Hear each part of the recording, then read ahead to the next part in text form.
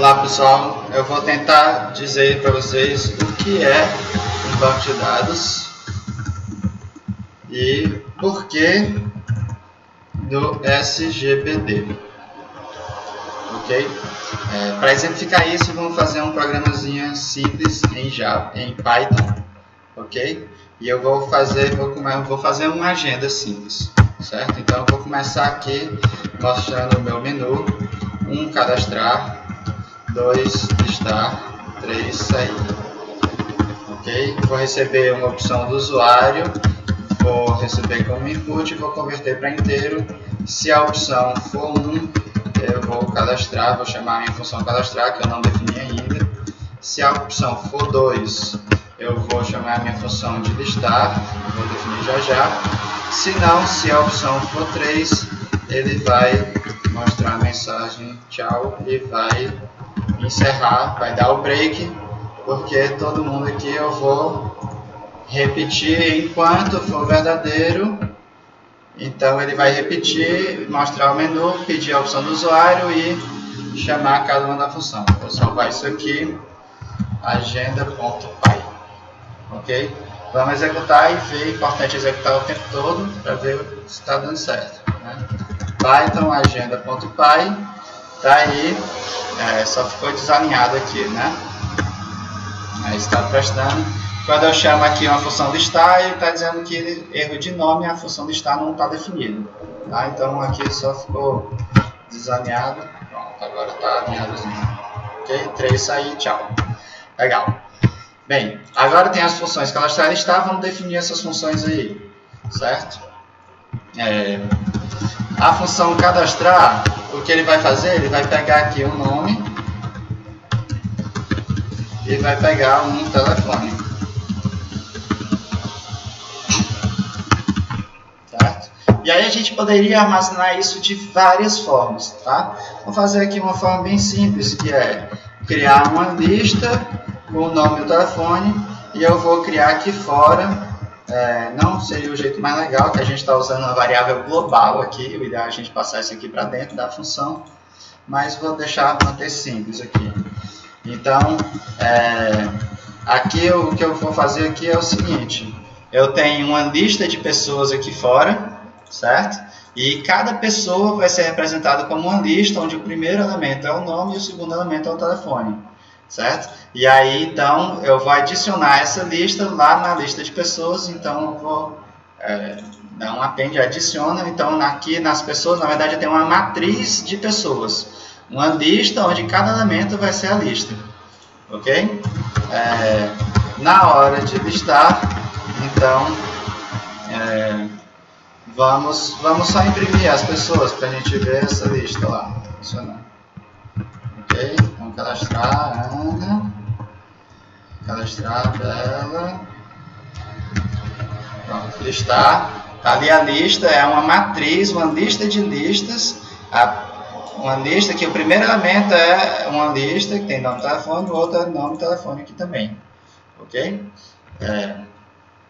Então aqui para rodar, então eu vou fazer o seguinte: eu vou imprimir aqui um cabeçalho, uma primeira linha de cabeçalho, e eu vou fazer assim: para cada pessoa, dentro das pessoas, ele vai, eu vou pegar aqui o nome e o telefone, igual a pessoa. Quer dizer que, então, se a pessoa é uma lista que tem nome e telefone, quando eu coloco pessoa, aí o primeiro índice vai para a variável nome, o segundo índice vai para a variável telefone, ok?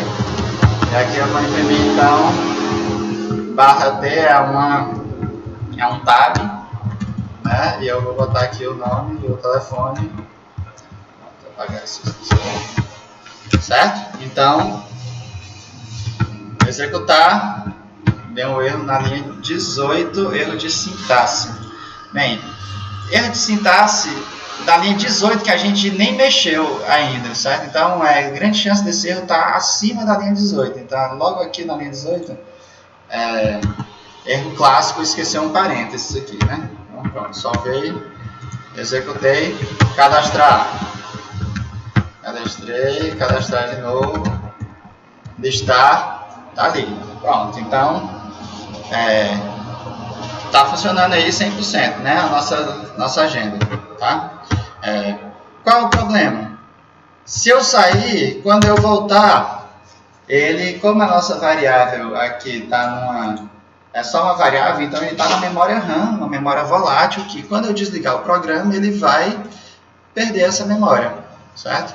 Então a gente está precisando aqui de persistência. A gente está precisando de uma memória persistente que quando desliga e liga novamente, a informação persiste, ainda está lá, ok? Então, para fazer isso, a gente precisa salvar, ao invés da memória RAM, no HD. Então a gente precisa de um arquivo, tá? Então vamos fazer isso. Então vamos colocar aqui, vou criar aqui o nome do arquivo, vai ser pessoas.txt, ok? E na hora de cadastrar, ao invés dele colocar aí na matriz de pessoas, o que eu vou fazer é abrir o arquivo aqui, open, o nome do arquivo, na forma de append, no modo append de adicionar. E aí eu vou, nesse arquivo, eu vou escrever exatamente isso aqui, ó. Escrever, separados por vírgula, o nome e o telefone, certo? E aí depois eu vou fechar o arquivo, fechar, não preciso mais do outro ali que estava adicionando nessa lista ali, né? Certo? Então nem preciso mais dessa lista, posso comentar ela aqui, tá? Não vou deixar essa lista aqui só para ele não quebrar o programa. Então vamos fazer de novo. Na hora de cadastrar, Ana, e aí na hora de listar, bem, ele não está pegando aqui, ele está tentando listar dessa lista aqui que está na memória. Mas vamos ver, abrir aqui no Explorer, e ele criou aqui, eu disse que na hora de cadastrar, ele abriu o arquivo e colocar as informações lá. Então, está aqui a informação que eu cadastrei, né? Vamos cadastrar mais um aqui, outro, bela. Então, está aqui no arquivo, pronto, ele está cadastrando aí, só que ele está aqui tudo junto, né? Eu queria que ele caísse aqui para a linha de baixo, certo? Então, eu vou fazer o seguinte, vai escrever o nome, o telefone e depois um /n, uma quebra de linha, tá? Vamos ver se ele prestou. Então, a Carla... Aqui, abrir pessoas. Tá aqui, agora ele está fazendo aí direitinho, né? Certo? Cada nome. Na hora de listar, então vamos listar. Então, para listar, o que a gente vai fazer vamos abrir o arquivo aqui também. Só que a gente vai abrir o arquivo agora na forma de leitura, no read, R. Certo? E aí a gente pode fazer assim, linhas vai ser então arquivo.readlines, ok? Então, para cada pessoa nas linhas, vamos ver o que está vindo aqui, né? Vou comentar aqui um pouco. Imprimir aqui cada pessoa aqui. Imprimir cada linha. Em cada linha tem uma linha. Para cada linha, dentro das linhas dos arquivos, ele vai imprimir a linha. Certo? Isso aí. Então, listar. Perceba que a gente acabou de começar o programa e ele já encontrou as informações lá, porque ele pegou do arquivo, não mais da memória RAM. Né? Então,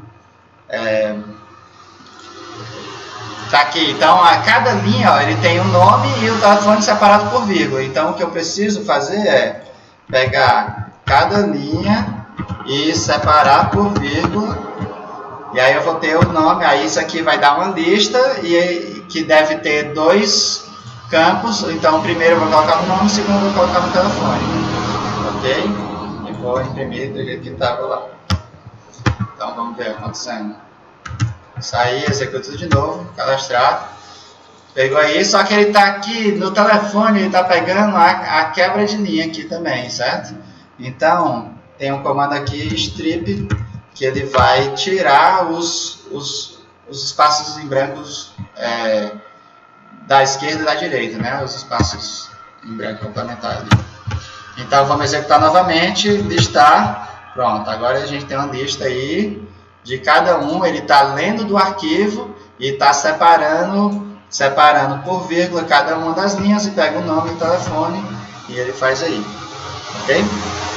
Então agora a gente pode sair. Quando a gente executar novamente, as informações ainda estão lá. Vamos cadastrar mais um, a Dani, listar, tá lá, ok? Então a gente fez a persistência com sucesso, tá?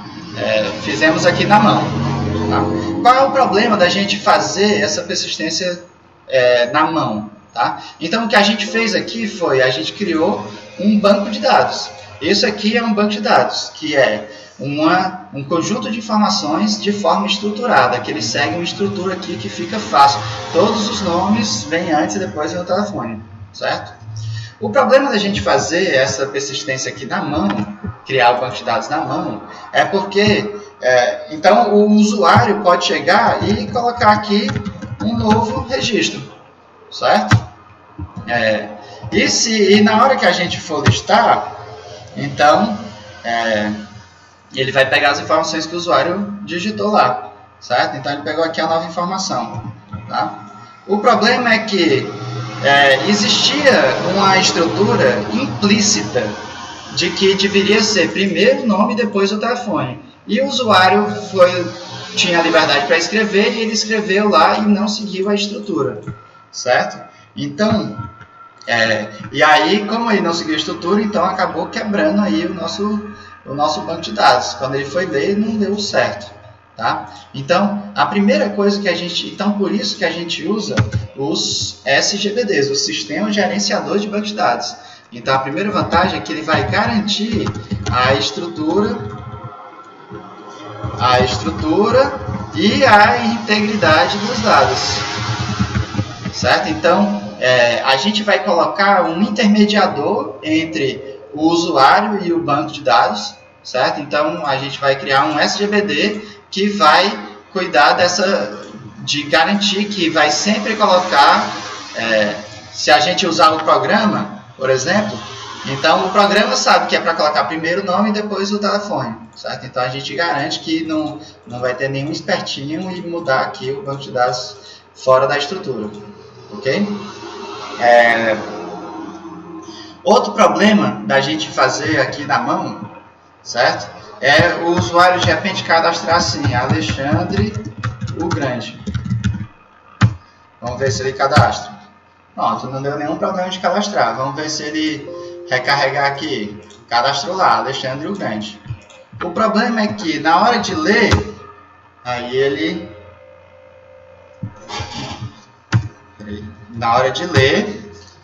aqui ele deu um erro que eu botei 2, e ele não conseguiu converter para inteiro. Mas aí na hora de ler, ele leu os nomes todinho. Quando chegou aqui no nome do Alexandre Grande, ele deu um erro.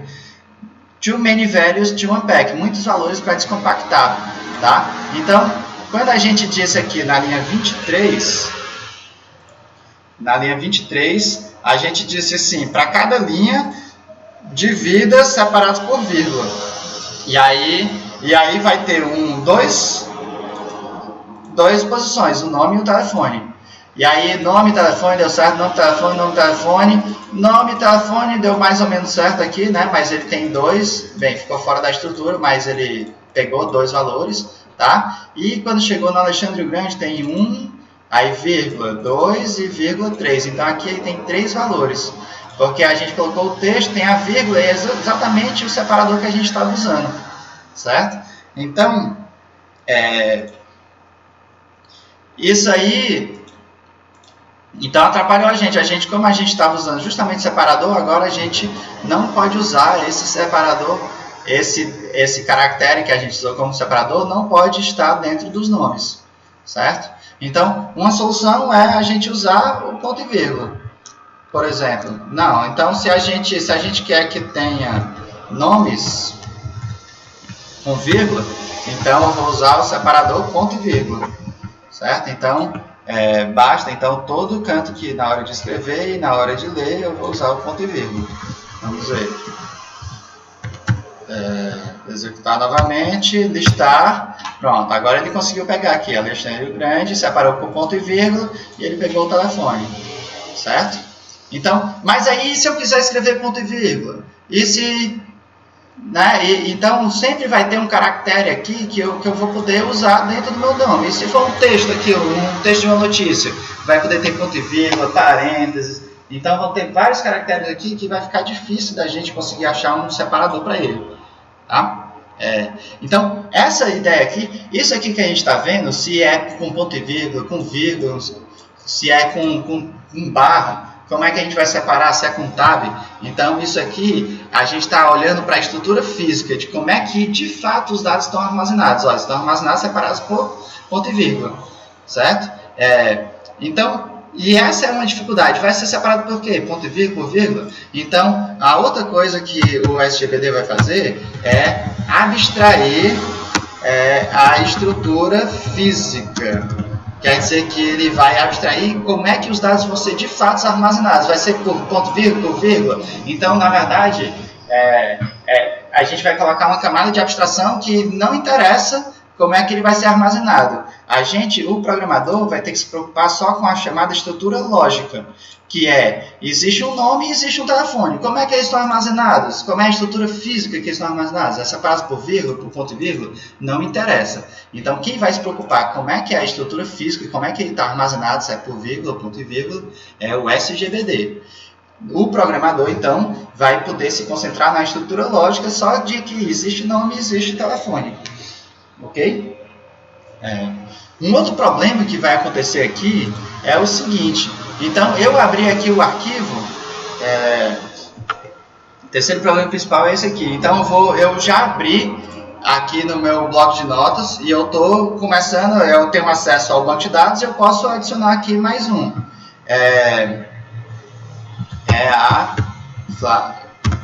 Que tem o nome tal. Ok? Então, eu posso adicionar. E aí eu estou escrevendo aqui e imagina que ao mesmo tempo esse banco de dados tem vários usuários tentando acessar. Ao mesmo tempo tem que eu estou começando a editar aqui, colocando mais um registro. Eu vou cadastrar aqui